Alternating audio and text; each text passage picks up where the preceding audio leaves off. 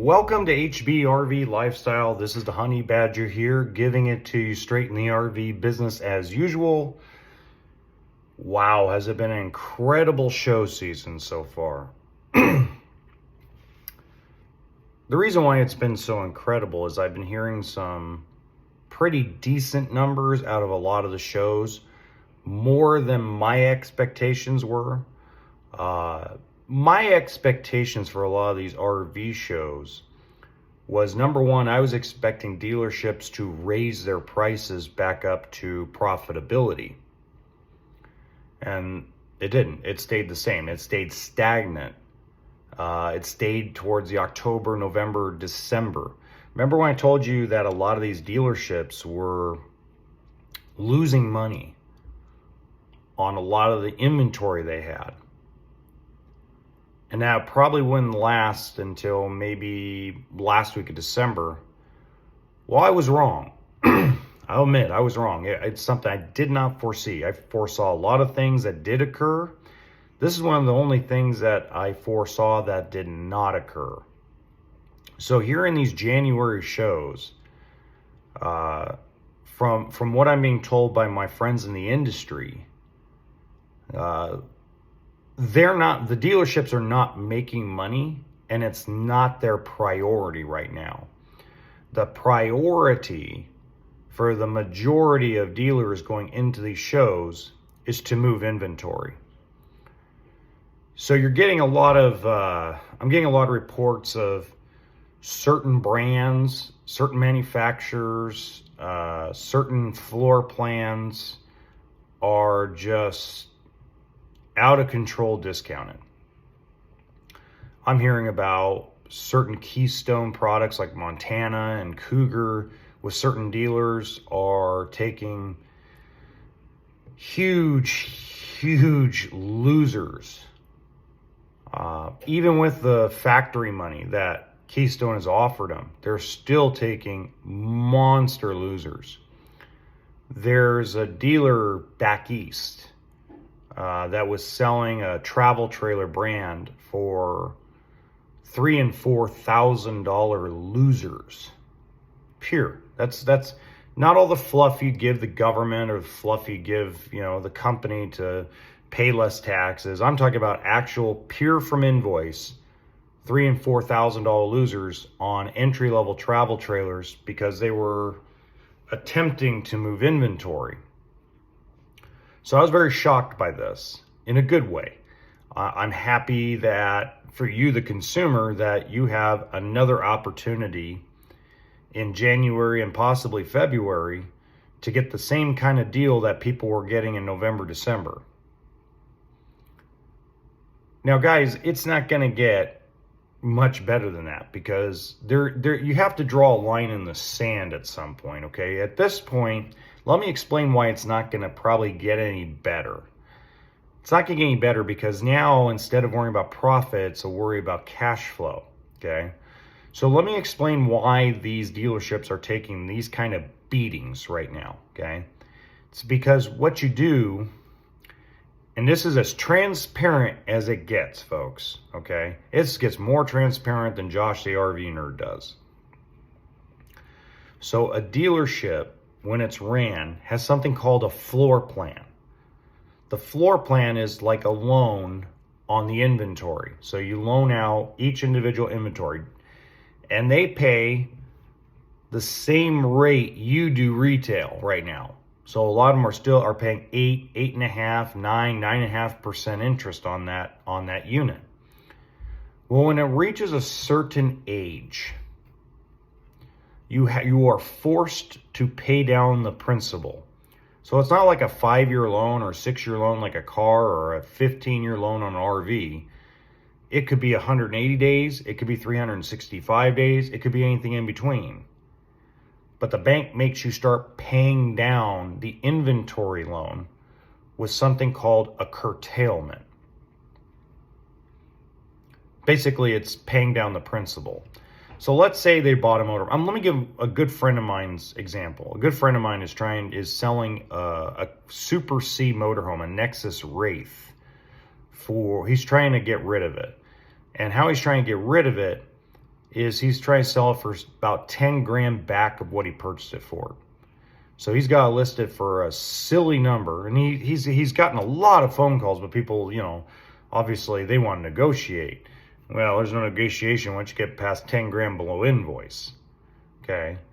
But he's paid down the loan to the point when he sells it for that $10,000 loss, he's going to get a big chunk of money, big chunk of cash back, because he paid down the principal of the loan for the last 3-4 months. And guys, we're not talking about, they're paying down $1,000. No, a lot of guys. So like, let's use some big monster dealers. Let's just use Camping World as an example. Okay. This is a bad example because everybody knows Camping World, so it's easy to use their name, but this is not the truth about them. I want to make that clear. Okay. That's the disclaimer, but I'm just using them as an example because everybody knows who they are. All right. So let's say Camping World has 6,000 pieces of inventory nationwide, and they have to pay a curtailment on 2,000 pieces. They have to pay down the loan on 2,000 pieces.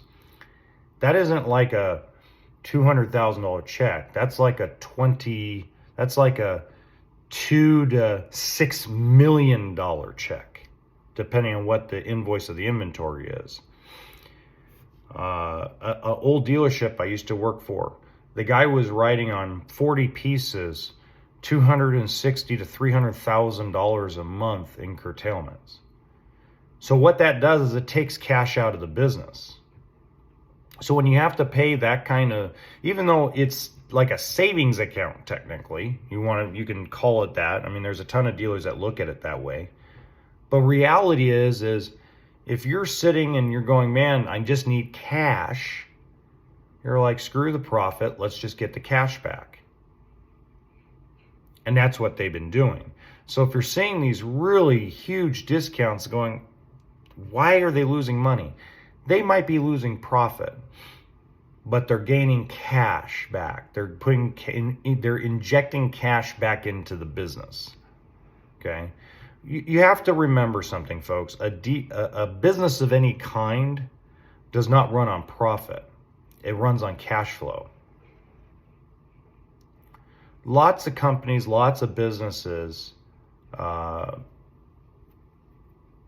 a lot of expenses.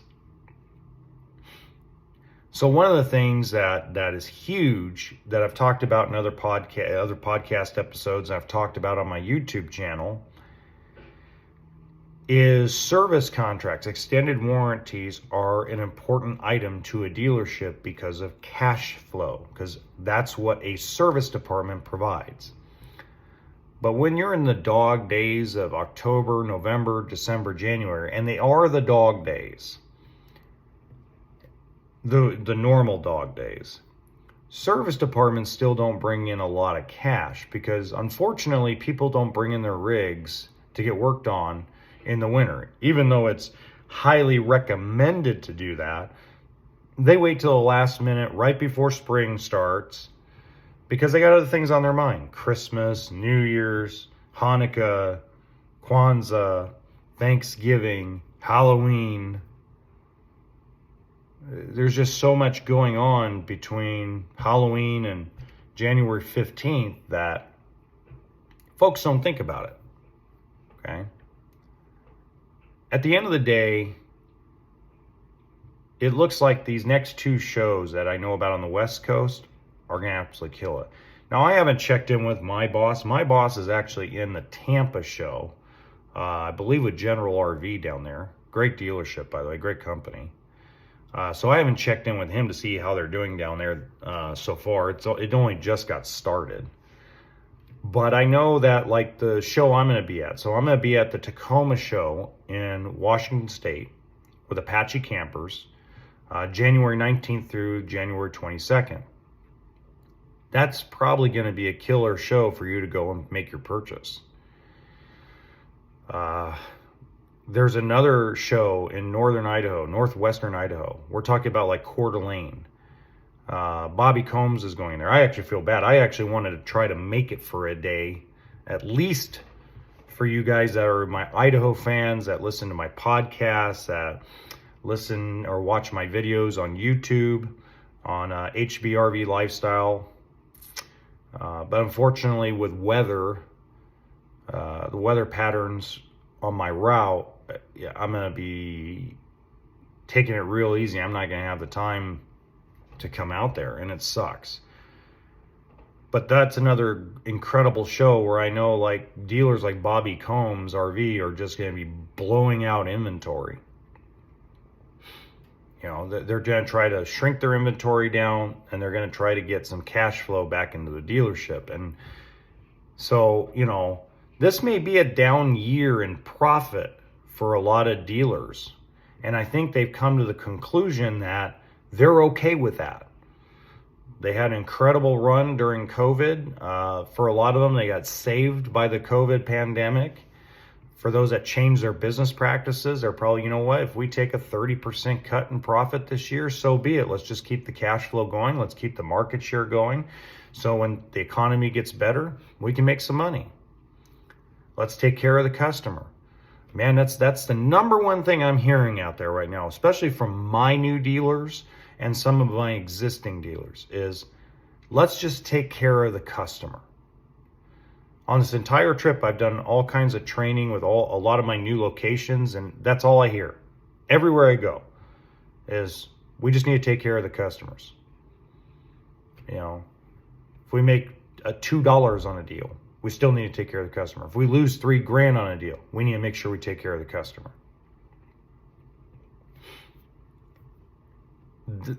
That's been, the motto has been thrown out the window during COVID because of just all the problems. Supply chain, inventory, banking is just, it was a wild, wild west for a while. And now they've gotten back to the nitty gritty of the business, which is you, the customer, you, the consumer. So good stuff. Trades, guys, trade-ins. This is, if you have a trade-in or you have a used RV you're trying to sell, and you didn't write a check up front for the depreciation, you're going to be writing a check. Let's make sure you understand that up front, guys. I mean, that's as transparent as anybody can get. I used to explain things kind of different to consumers, okay? So my clients, and if you are one of my clients, you can attest to this in the comments section if you're watching this on YouTube.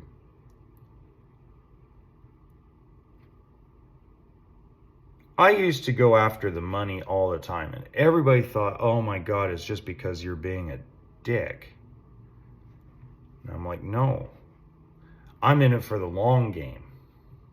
I'm in it for the long haul. The best way to be in it for the long haul in the RV business is to get large down payments out of customers. Now, there are some customers in the world that can't afford that kind of large down. But at least when I talk to them, they have the understanding, and it doesn't come to a shock, that when you don't put a lot of money down, when you put the minimum, whatever the minimum may be for your FICO score, 10%, 5%, whatever, you are paying interest on the depreciation when you take delivery. Now, I used to be told all the time that I'm crazy for telling people that. And most people, if they told a customer that, would lose the customer. I never lost the customer because everybody understood that I wore every hat at a dealership, and that I've taken so many trades over the years of clients of mine that I wish in year 1 and 2 of this business that I had pushed harder to get bigger down payments out of people. You know, there's a lot of misconceptions out there. Here's one misconception I really need to cover with you about down payment. Oh, that's the dealership's profit. That's a misconception. Okay? It is a dealership's cash flow, but is not a dealership's profit. Okay? The only time that becomes true is when you're buying an older used piece. And when I'm talking about older, I'm talking about 15, 18 years. If you're buying a 4 or 5 year Coach, it's normal to put 20, 25, 30% down for the bank to finance it, or even the credit union to finance it at a decent term and decent rate. So let me kind of go down that pathway for a second, okay? There was an old saying called, your down is your gross. That's just simply not 100% accurate. So folks, when a guy comes up to you and wants you to put, when they're asking on their Foursquare or their worksheet, 30% down, 25% down, this is a recommendation. It's not a necessity, but it's a recommendation, especially if you're buying your first unit. It's a recommendation to you that's highly, highly pushed by a financial institution. And it's highly pushed by me because there's 3 cases. Now, I already mentioned number 1, which is you're going to pay interest on the depreciation. When you pay interest on your depreciation, you very rarely pay down the loan to where you're even or in an equity position. Okay? And number 3, not everybody RVs their entire life. Okay? So when you pay for all the depreciation and your tax and license up front, and you don't have to pay interest on it, you end up in a decent situation where if you wanted to sell the RV quickly, you weren't going to go sell it private party. You were going to try to just sell it quickly. You're going to consign it at a dealership or sell it to a dealership. You're going to be in a much better position where you don't need to write a check, where you might actually get some money back. On top of that, instead of having to take a 15-year term on a $25,000 loan, maybe you can take a 10-year term because it'll be around the same payment that you budgeted, right? Shorter term, you can pay off the loan a little bit quicker. And guys, the big number everybody looks at is, oh, the percentage down. It only gets bigger as you get more expensive units. Now, as long as you have the understanding that when you put the minimum down, which the minimum down in most states is 10% cash down. Some it's 15, some it's 5. But for the most part, they want you to put 10 to 15% down minimum to give you the loan, no matter what your credit is. Your credit can be outstanding and a lot of times. And by the way, if you go to my YouTube channel, hbrv Lifestyle, there's a playlist that gives you everything on finance that I've done over the last 2 years. It's probably 40 videos in there, and it's going to get added on because I'm going to update some of them. As long as you understand that you're only covering tax and license and that you're really putting 0 down on the actual vehicle itself, and that there will be a day where you're going to have to write the check, go for it. Okay? You're going to write the check someday. It's just a matter of when. There are some folks that have told me, and the majority, I'm going to say 7 out of 10 people tell me, we understand that. And when I see them in 3 or 4 years and they're ready to trade in, they know they're going to have to write the check. And they're okay with that. They probably saved up a little more money.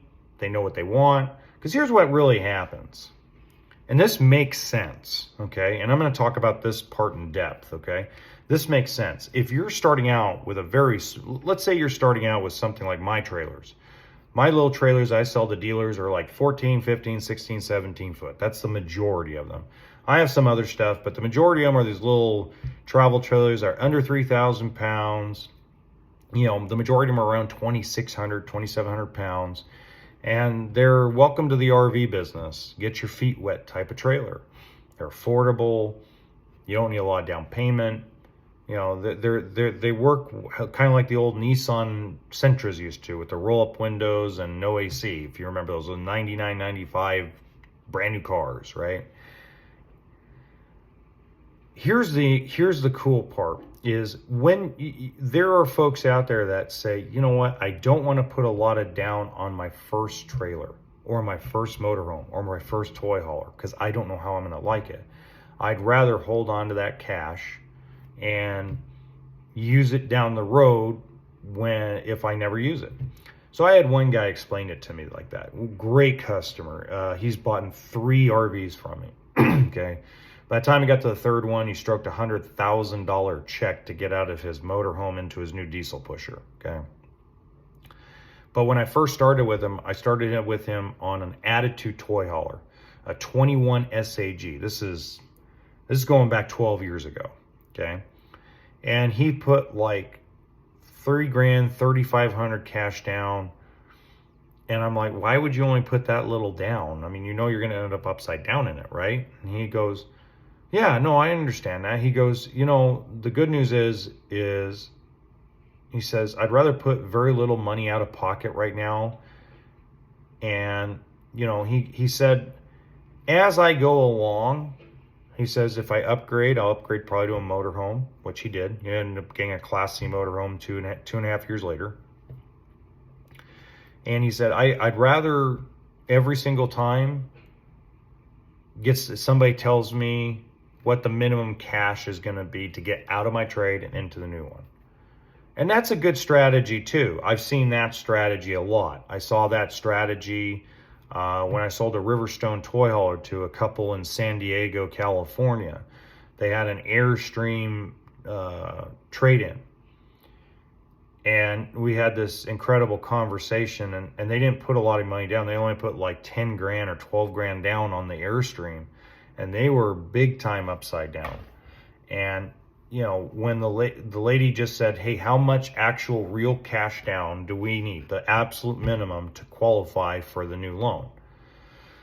Great strategy. You know, she said, and you know, I see that strategy as long as you have that understanding. I see that strategy being a powerful strategy and a great strategy to save cash if you look at it that way.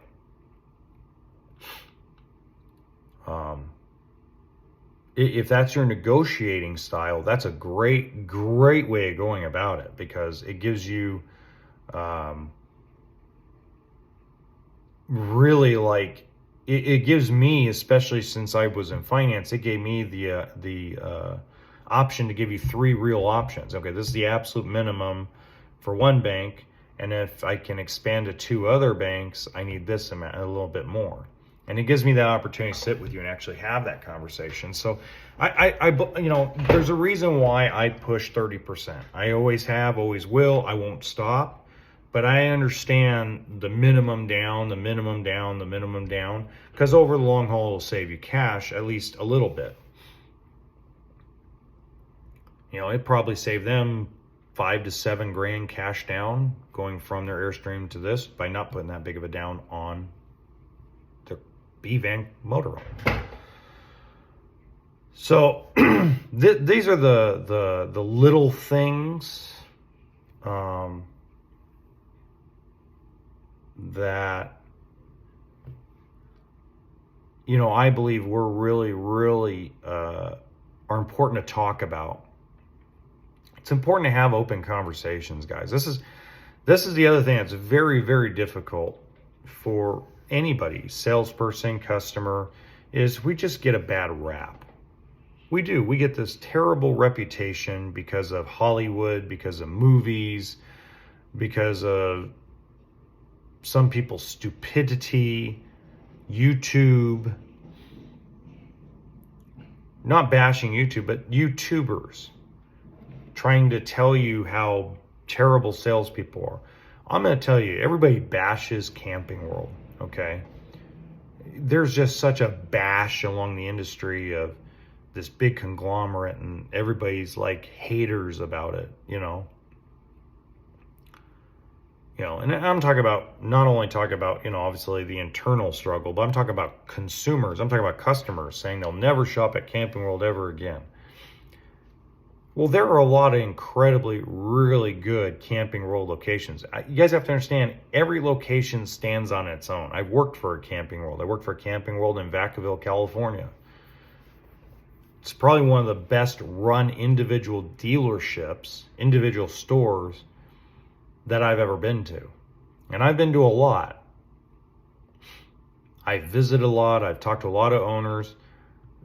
That's for the size, the scale, the scope, everything all the challenges that they have to go through, especially being a business in California.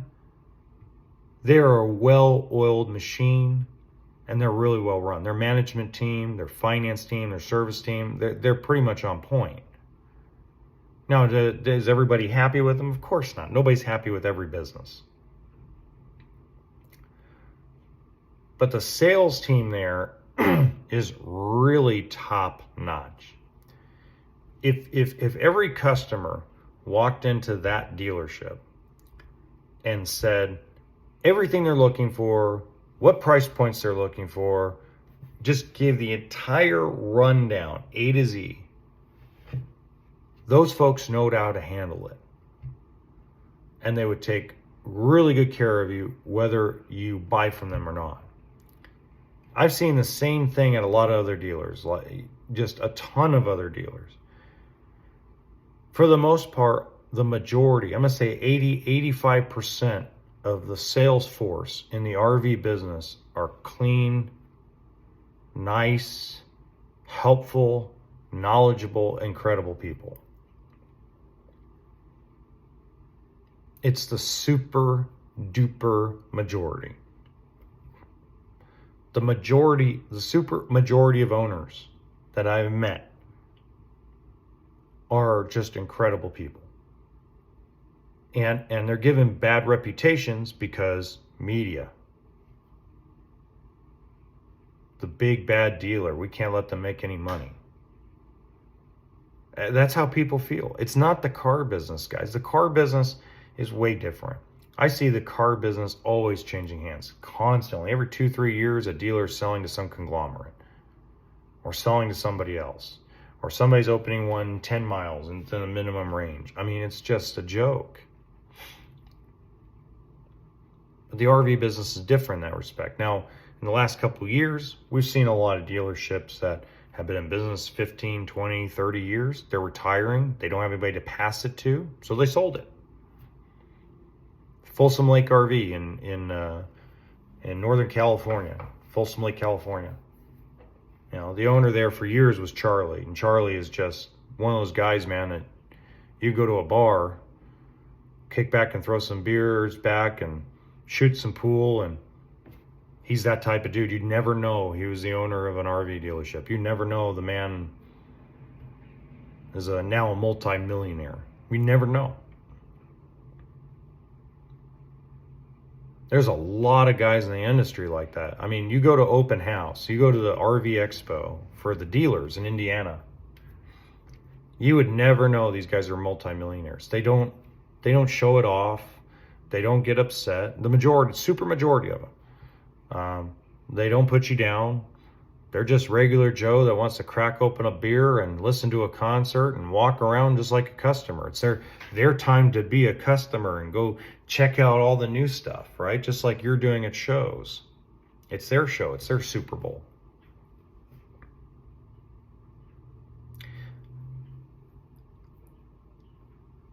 So when you go into these shows, going with the attitude that these folks are here to help you. I know it's one of the hardest things to do, is go into an RV show or go into a place of business where people are trying to sell you something and trying to make a living, and you're going, the first instinct is to close up. Like, nope, not gonna tell anybody anything. I'm gonna be quiet. First person to speak loses. Those days are gone, guys. That's the 1960s, 70s, and 80s type of used car salesman selling. Don't answer any questions. Don't answer them. When he asks you a question, ask another question. Just answer his question with another question. We don't know what we're looking for. We don't know what price we want us to pay. Just show us around. We're just looking. Okay? These are defensive reactions. And for those of you that have gone to shows last year and you met me, a lot of you started out very defensive, and by the time we were all done, you guys were following me on YouTube and we're following each other on Instagram, and some of you guys even text and call me. Why? Because you found out that most salespeople in the RV business are not used car people. They're not scumbags. They're not pushy. Majority of them are not pushy. I was. Giant RV, that's where I got my nickname, the Honey Badger, from. That was a pushy son of a gun. I wasn't pushy in a mean way. I was just, some people would tell my bosses, man, we didn't even know we were even buying anything today. There was no pressure at all. I'm like, please stop telling my boss that, because I'm the highest pressure guy in the world. But I was high pressure in different ways. And if you were a customer of mine over the last 9-10 years, you probably understand what I'm talking about, because you're probably like, wow, that went great. That was the easiest purchase I ever made. I used to have guys that had trade-ins, and they fight everybody over a trade.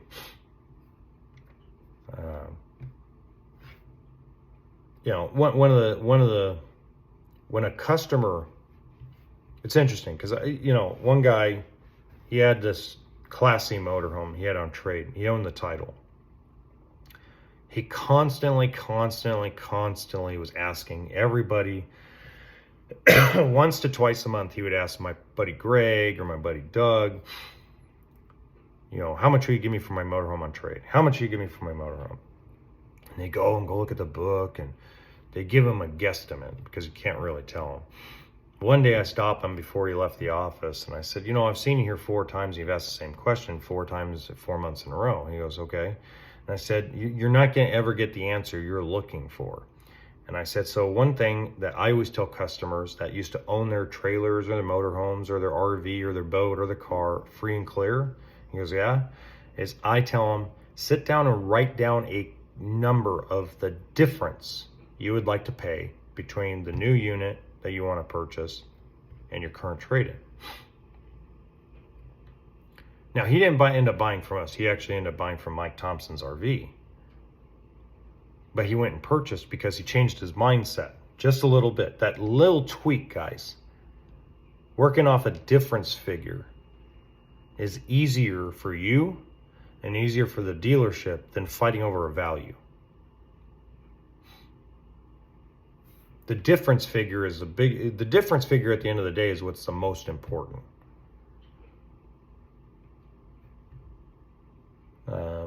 I had one guy walk in, had a Winnebago View motorhome, full body paint, gorgeous, absolutely just perfect shape. The motorhome was realistically worth 50 grand. Wasn't worth more than that on a wholesale. The guy was looking for 55. So my owner stepped up and said, fine, we'll give you 55, but yet the difference figure between what he wanted for his trade and what he wanted to spend on the fifth wheel, we were 15 grand apart. So that's why I keep telling folks that your trade-in value is only a small portion to the puzzle. There's other pieces of the puzzle. So, work off a difference figure. I used to not ask people what they wanted for the trade. I used to ask what they want to accomplish the trade. Especially if you owed money on it, okay? If you ever hear this phrase, they were trained by me, okay? And it was, what do you want to accomplish with your trade? Are you just looking to get it paid off? And I'm going to say the majority of the time people would say, yeah, that would be great. And I'd say, great, set that aside for a moment. How much cash down did you and your family budget for a new trailer or a new fifth wheel or new motorhome or whatever they were purchasing? And they give me a number. So we know the real number we're working with. The real number we're working with was that money down. If we couldn't do it with that kind of money down, you weren't doing the deal anyway. Right? And that's what the bottom line is. The bottom line is If you didn't put a big down payment, you know you're upside down in your trailer or your toy hauler or whatever, the most important number needs to be how much cash you're going to put down. That's the most important number in the puzzle, because the trade's going to be what the trade is. Whether you sell it on your own or whether you trade it in, that number is going to be what that number is going to be. You can't change that number because banks control the industry. They control it because they are the ones that lend out the money. And they decide what the value or what they're going to lend on each unit based on a book value. It's not a rabbit pulled out of a hat. It's a normal, natural thing.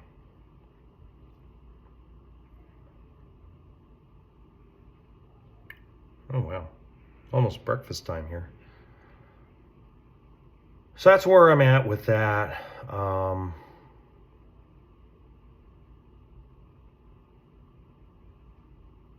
Man. You know, I feel very blessed. I feel extremely blessed with everything going on. Everything's going good. I was asked that the other day by actually a customer. Here, I'll read the email. The email was just absolutely fabulous. So let's get into my email here.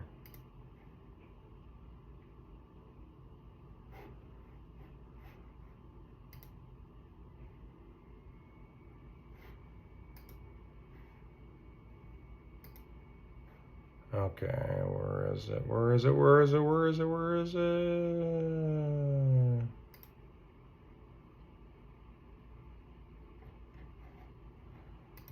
There it is. Okay. This is great. Thank you so much. I listened to your podcast and your regular channel.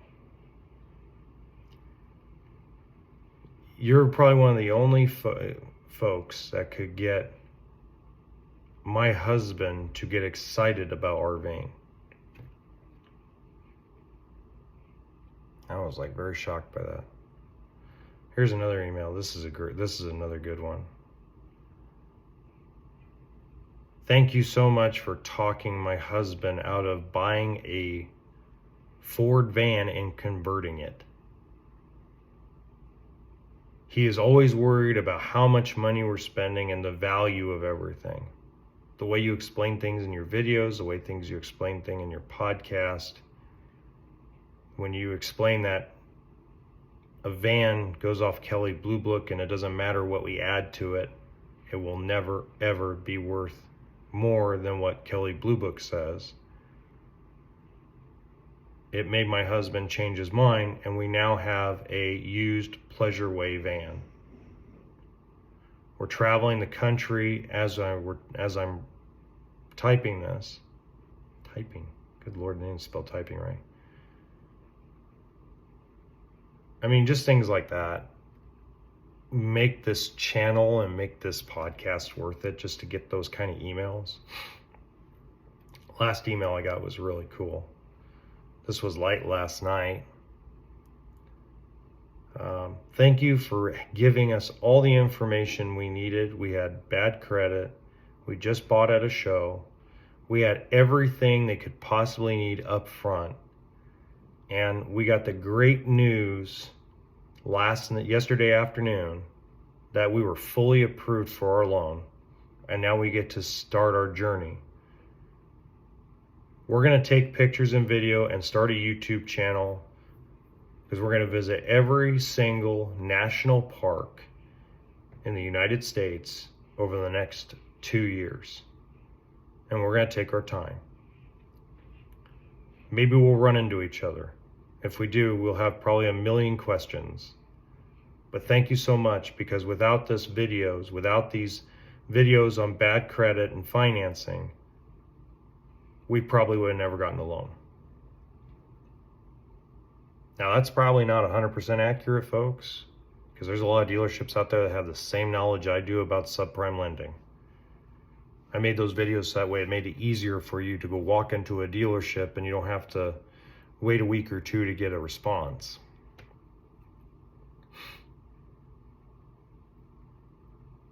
Oh, it's cool. I like that. You know, I got burned out on the dealership side. I really did. Let's look at some of the comments on YouTube.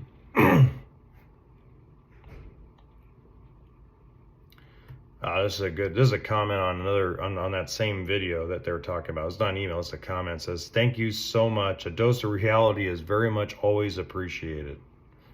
That was very hot. Yeah, I mean, like,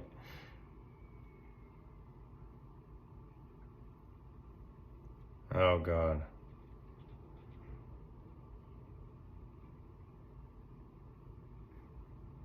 Where is it? Where is it? Hold on, we're looking. Hold on.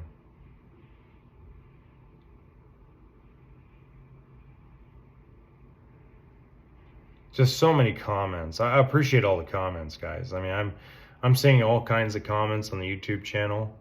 I love the Omni BT36 model. That half bath makes it work. The Ford V8 diesel is great. Plus the fuel tank, fresh tank, black and gray capacities allow you to boondock for a couple weeks if desired.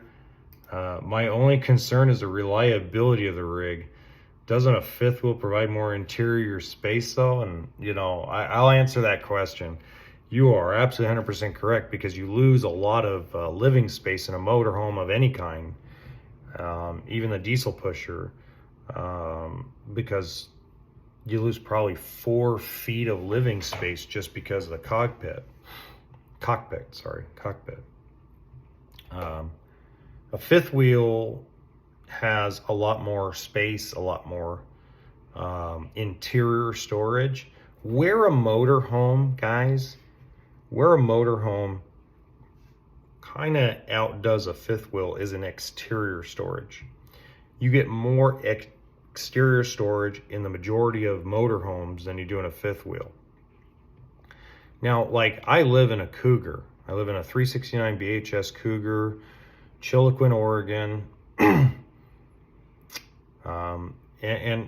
And it has a lot more interior storage than a Super C or a diesel pusher, because it's a little bit taller in the living space. They could put more cabinetry.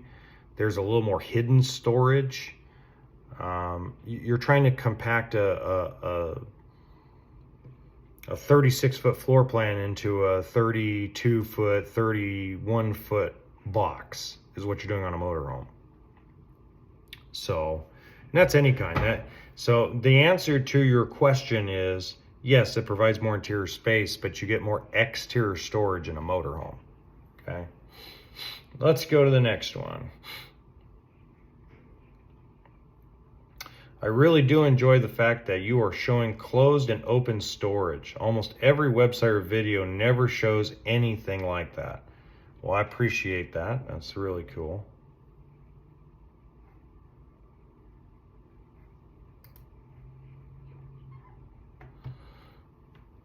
As I was entering the I-15 southbound, don't know what state you're in, but okay, I noticed one of these in the fast lane as it passed by me. Wanting a closer look, I figured it'd be easy enough to pull alongside for an eyeball, but it turned out the RV was going in the high 80-mile-per-hour range.